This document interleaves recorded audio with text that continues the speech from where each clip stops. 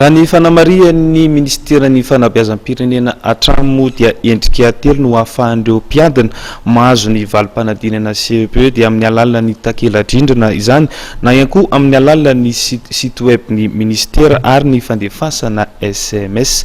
Eo amin'izay fiatriany ny fanadinana izay hatrany dia manana anjara toerana lehibe amin'ny fiatrian'ny ankizy fanadinana ny tokantrano tsirairay amin'ny filaminana izay tena isan'ny ilain'ireo ankizy hiatrika izany. Mila milamitsaina mihinana sakafo ara-pahasalamana ny mpiadina raha nambara ny mpitsabo. Isan'ny manana anjara toerana lehibe amin'ny mety fahombiazana izany ny hatrika fanadinana ny tokantrano tsirairay. Anisan'ny manampy be ny ankizy ny filaminana ao an-tokantrano, ny fihinanana sakafo ara-pahasalamana, indrindra ny sakafo maraina feno. Tsy mila miaro torintsony amin'izao akatoko ny fanadinana izao ny mpianatra.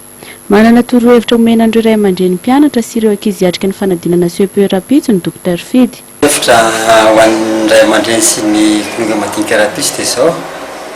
Voalohany aloha ny ray aman-dreny ny ao tokantrano amin'ny ankapobeny mihitsy manana anjara toerana lehibe mihitsy ho amin'ny fahantenana ankizy ny ao tokantrano mihitsy amin'ny ankapobeny. Io zaza io mila filaminana tsy mety aminy zany misy gidragidra, misy famary, misy olona mamamamy nefa ny ankizy manao fanadinana. Ny ankizy koa ohatra hoe izy treromina sy mbola bedesina nefa ny examen fa ho avy. Tsy hoe tsy azo bedesina ny ankizy fa mbo mila mitandrina kely amin'ny andro fanadinana.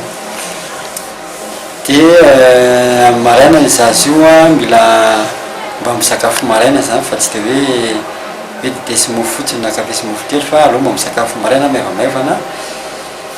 Dia ny sakafo hoaniny amin'ny hariva indray maivana ihany koa fa tsy manao voky be satria raha vao voky be dia raha anjara lasa matory fotsiny ataony amin'ny hariva zany.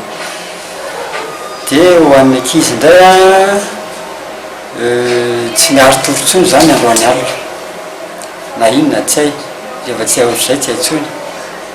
Raha vao miaro tory ao vao maika ny zavatra efa hainy regny vao maika adino ary lasa manjary reraka ny saina Rapitso manjary ela be vao mitadidy zavatra raha vao tsy ampy torimaso miena ny fakingan-tsaina koa zany raha vao tsy ampy ny torimaso. Ny torimaso tena hoe ilain'ny atidoha mihitsy zany eroan'ny atidoha. Mila filaminana zany ireo mpianatra ary tokony ho tony mialoha sy mandritra ny fanadinana.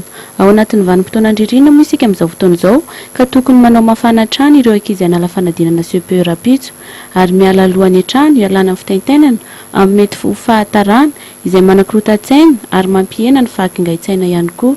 Aza adino ny mitondra ireo fitaovana ampiasaina Rapitso fa indrindra ihany koa ny taratasy fiantsony.